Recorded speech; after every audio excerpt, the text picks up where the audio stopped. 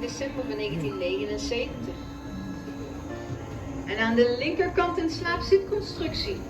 Hier beneden geldt de regel van 8. Je mag 8 uur zitten, 8 uur liggen en 8 uur moet je hier rondwandelen.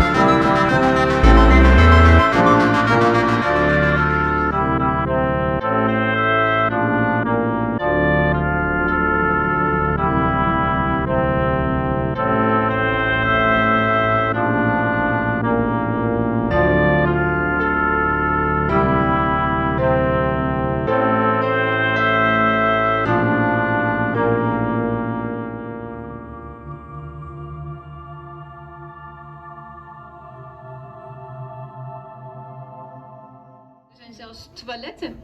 Franse toiletten weliswaar. We kennen ze allemaal vast wel, hè? Links en rechts een voetje. Je moet goed kunnen mikken op het gat in de vloer. Want anders... Ligt het op je schoen? Ja, anders heb je last van natte voeten.